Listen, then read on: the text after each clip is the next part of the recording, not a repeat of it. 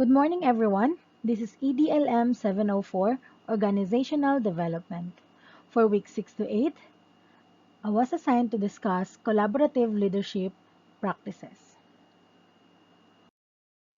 Today, about collaborative leadership, I will discuss to you the what, when, who, and how of collaborative leadership. Today, we will answer 4 questions related to collaborative leadership. First one is, what is collaborative leadership? Second one is, when is collaborative leadership appropriate? Third one, who are collaborative leaders? And then lastly, how do you practice collaborative leadership? Let's start by defining collaborative leadership, or what is collaborative leadership. Collaborative leadership is basically the alternative to isolated working styles. Instead of top-down management, a collaborative leadership style encourages access to information, different perspectives, and collective responsibility. In 1980, 20% of work was team-based, whereas by 2010, 80% of work was team-based. This change in the nature of work from individual to collaborative is likely to be with us for the foreseeable future. As knowledge increases, specializations narrow, and the need for the integration of expertise across multiple areas grow. Collaborative leadership is really defined by process rather than by what leaders do. Collaborative leadership can be employed in almost any situation, but is seen more often in community. People often find it particularly useful in situations where no one is in charge. But this doesn't mean that no one has responsibility, but rather, sharing responsibility for the issue is necessary in order to arrive at a successful resolution of it.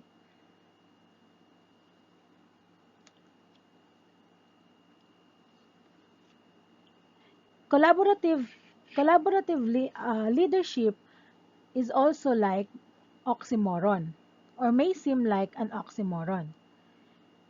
Leaders are supposed to be the decision makers, but in collaborative leadership, they are expected to make the right call when faced with tough choices, and by doing so, they'll inspire employees.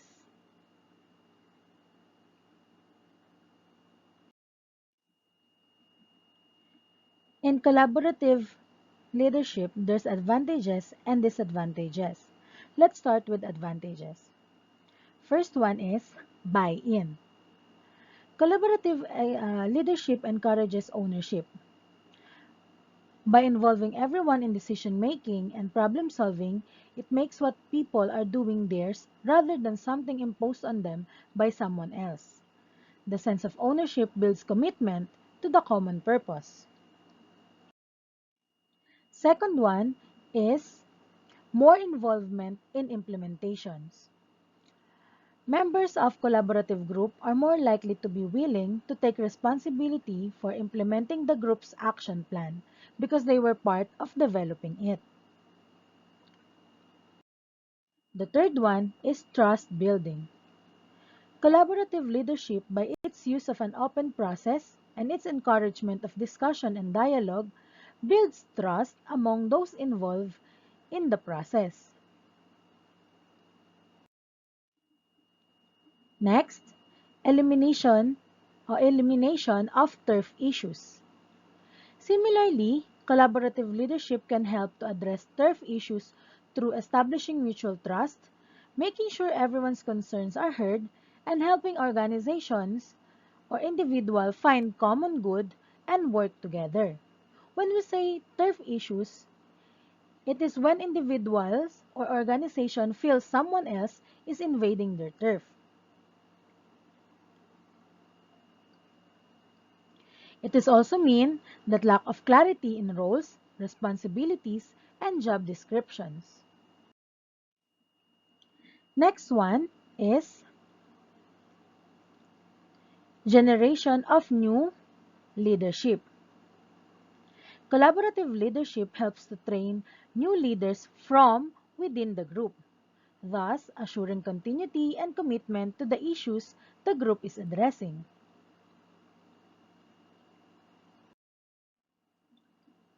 Fundamental change is also an advantage. Fundamental change for the better in the ways communities and organizations operate is also an advantage in collaborative leadership. This turn brings more willingness to find more common ground and common cause with others, and more willingness to tackle new issues and more effective and wide-reaching solutions. For all its advantages, there are also disadvantages that go with collaborative leadership. It can be frustrating, and there's no guarantee that it will work with a particular group.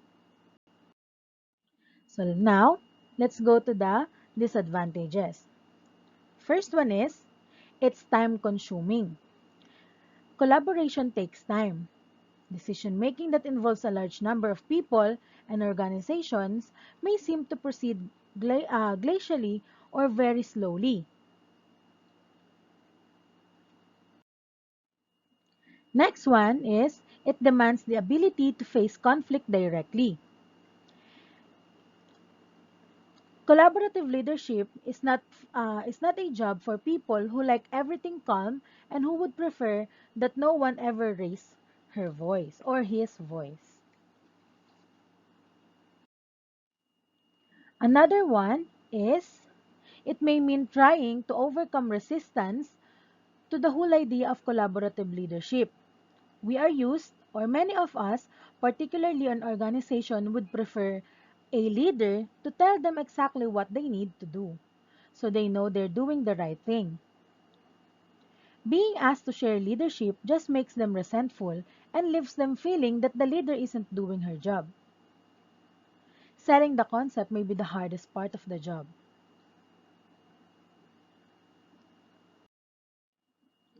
Next one, it demands that leaders subordinate their egos. You're not the boss in this situation. And furthermore, you may not get any credit if the group is successful. The opinions and status of collaborative leader might still carry more weight than those of other staff, regardless of how hard he tries to eliminate any hierarchy.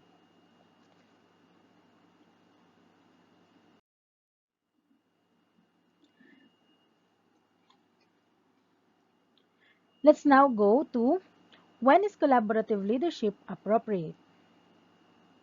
Collaborative leadership is not always the best solution for a particular group. For example, in the military, for instance, particularly in a combat situation, collaborative leadership would be fatal. While the group carefully worked out its plan, it would be overrun. There are numerous other situations often related to how quickly decisions have to be made and how decisively people have to act, where collaborative leadership wouldn't work well. Time is clearly a factor, as is the ability of a group to gather and digest information, its level of experience and judgment, and its freedom to act. So the question is, how do you know when to employ collaborative leadership? Here are some possibilities to consider. First, when the timing is right. Good timing is often necessary for collaborative leadership to succeed. When circumstances conspire to bring a situation to a crisis, it can break down barriers and convince otherwise reluctant members that they need to collaborate. When things are going well, there may be time that the funding is not, and the common will to take on new collaborative effort. Next one, when problems are serious and complex. When problems are serious and complex and both affect and require attention from a number of individuals or groups. This is the kind of situation referred to earlier when no one is in charge. I mentioned it earlier that as also a meaning of collaborative leadership is no one is in charge. At the same time, the seriousness and complexity of the problem mean that it's in the self-interest of the individuals and groups involved to put turf issues and the like aside and to collaborate on dealing with it.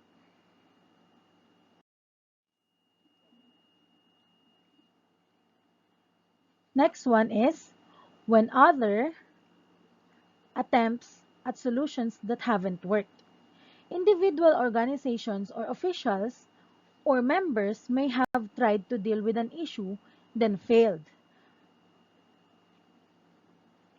With this conflict and or inability to generate effective actions, we have or collaborative leadership is appropriate.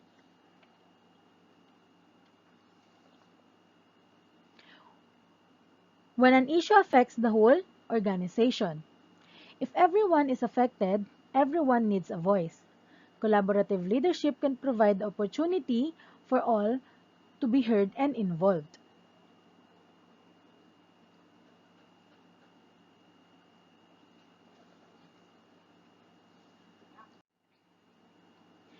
Even when working with people outside, collaborative leadership style can bring out the best in everyone involved.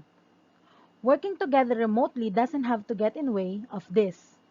Just like what's happening nowadays, collaborative leaders just need to make the most of online tools to keep everyone aligned.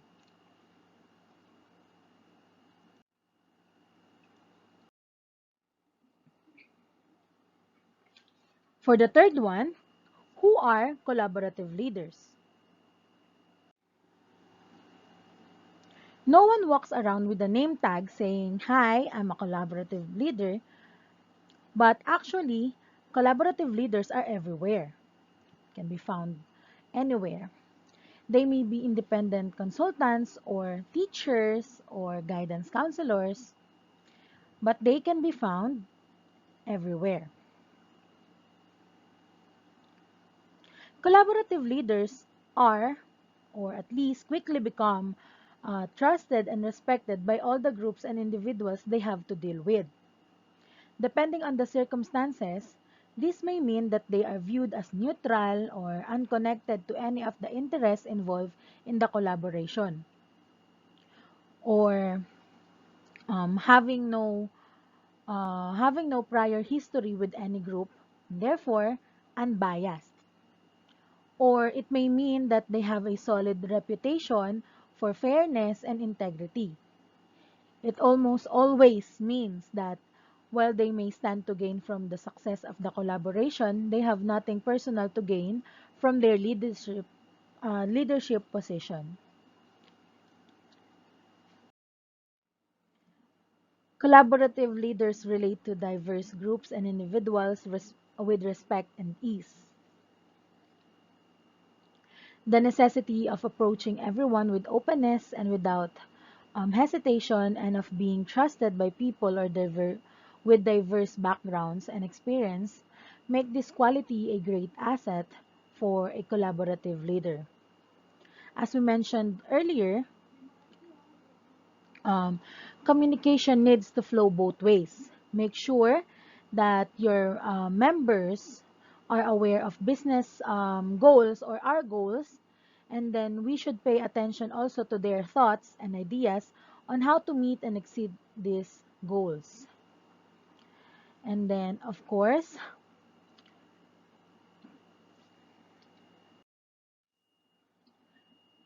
collaborative leaders have good facilitation skills because they have to deal with whatever comes up in the collaborative process.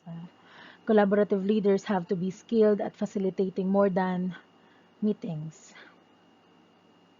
So, facilitation skills includes um, tolerance for and understanding of how to use conflict, ability to involve everyone and make sure all voices are heard, the capacity to restate arguments, ideas, or issues so that everyone's clear on them, And this includes the gift for reframing debate to disarm or enlist many who might otherwise be opponents. So, also an ability to see the big picture, or a good facilitator can both view the process that the group is going through and then consider the act, um, or see the light of what's needed to realize the group's goal. A collaborative leaders also need to understand the group process. When we say group process, it's about, like for example, some people may not have this educational or professional background, but have interesting or does know what's happening in a group. If that's the case, groups quickly learn to trust their judgment, and that's being a collaborative leader. A collaborative leaders are also catalysts. They bring the right people together at the right time to make things happen and continue to sustain the process that will lead the collaborative to success. So gone are the days na we are being dictated. So everyone can be a leader. Next one is collaborative leaders nurture new leadership within the collaboration.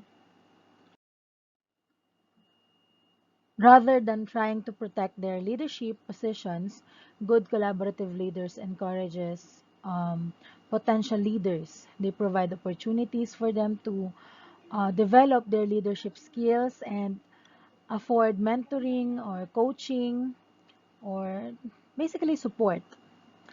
Collaborative leaders know that new leadership is the bridge for a collaboration or for a new collaboration.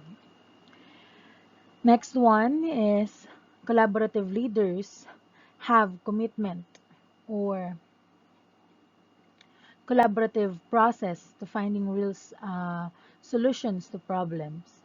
Good collaborative leaders have to believe in the process and to maintain it, often in the face of strong opposition. At the same time, they have to keep everyone moving toward the group's goal, even when it feels like nothing is happening. And then collaborative leaders keep the focus on what's best for the group or organization. Just as the leader has to be willing to let go of his ego or specific concerns, he tries to help the group members learn to do the same. So, focus on the solutions that address to the broadest or rather than the narrowest interest. A good collaborative leader also unify its member. Collaborative leadership requires a keen sense of balance. While the members need to be free to voice their opinions and make their cases, this kind of freedom can also create paralysis in an organization. So as the leader, it's up to you, it's up to us to make the final call, ensuring that perspectives have been shared will help you unify ideas into a cohesive strategy that's been strengthened by diverse views. So let's now go to the last part. How do you practice collaborative leadership? So there are numbers of elements that need to be mentioned in any discussions of the practice of collaborative leadership, like leadership of the process, understanding the concepts of leadership, and so on and so forth. But now, let's look at each elements in turn. So the first one is lead the process and not the people. As a collaborative leader, your most important task is not to make sure that the group comes up with the right ideas or plans, or to produce single-handedly vision or goals that needs to be followed. Your main job as a collaborative leader is to establish or maintain the collaborative process that allows everyone to participate fully in the group's work. In order to fill your role well, there are also a number of things you need to do. So, first one is help the group set norms, not only for meetings but also for communications and general operation. Uh, Norms that can live by and that can encourage respect, participation, and trust. Norms may be stated or unstated depending on the group and its need. But in general, the more explicit they are, the better. They can range from the structure of meetings to the arrangement of sittings, like for example, chairs in circle or often unstated norm, to the responsibilities of particular subgroups or individuals, to guidelines for discussion, and etc. Assure that everyone gets heard. That means not just letting people um, speak in meetings, but actively soliciting the opinions of those who haven't spoken, and recording and reviewing with the group everyone's concern and ideas as you discuss possibilities. Between meetings, it means communicating any news and developments to people on a regular basis and giving them a chance to respond and making sure they communicate with one another.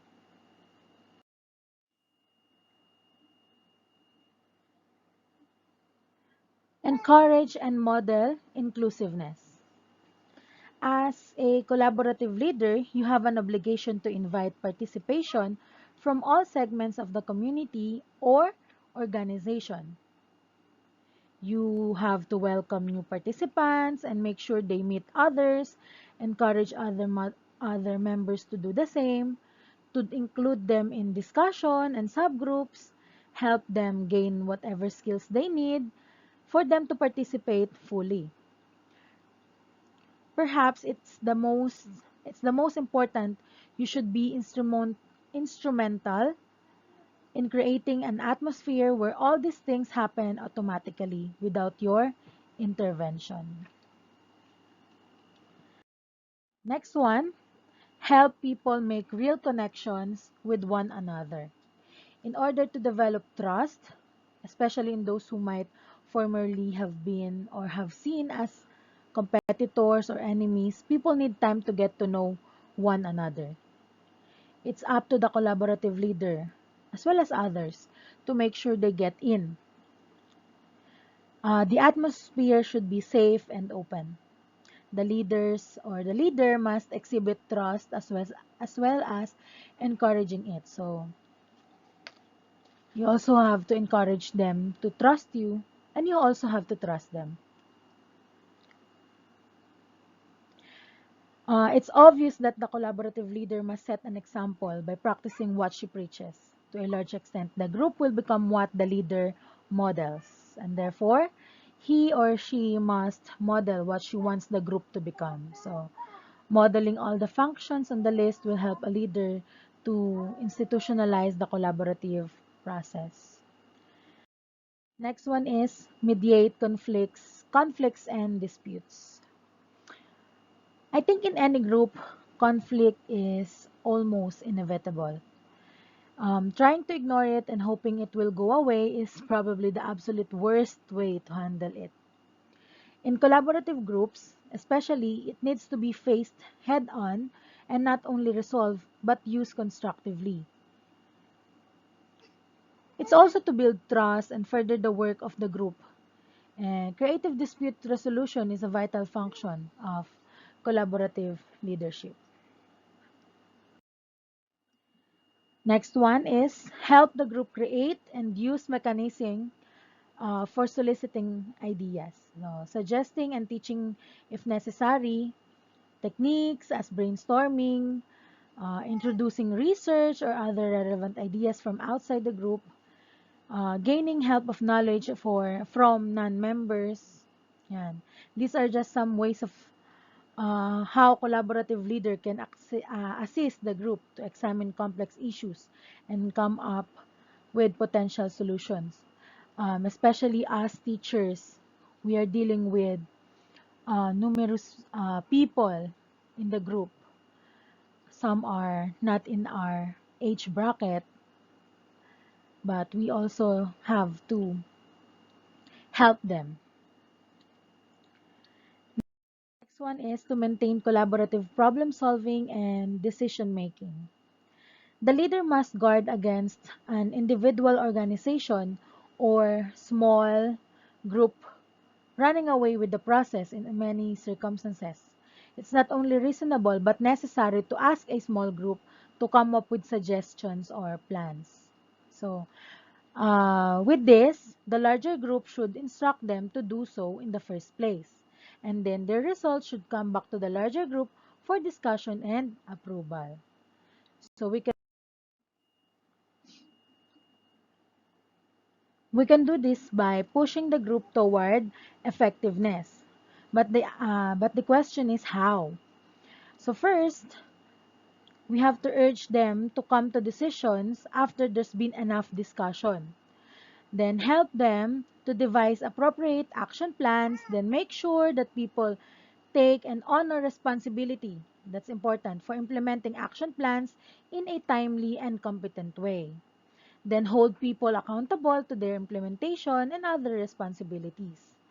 And then it's our um, it's our job to remind the group to evaluate, of course, evaluate, adjust, then reevaluate again both plans and their implementation based on the result. So, what's the big concept behind this leadership or collaborative leadership practices? So, to be a good collaborative leader, you have to lead and maintain the collaborative process, understand and use the leadership context, be a motivator with a firm footing in reality, be flexible in your dealings with people, and most importantly, leave your ego at home. You have to build a diverse team, empower your employees or members to speak up, strengthen cooperation between both individuals and groups, and learn from failure. But of course, in a forward thinking way. Debate is healthy and productive, but the benefits of a collaborative leadership style are undeniable. And your colleagues will thank you for creating a trusting and constructive work environment. And that's it for my report, Collaborative Leadership Practice. Thank you.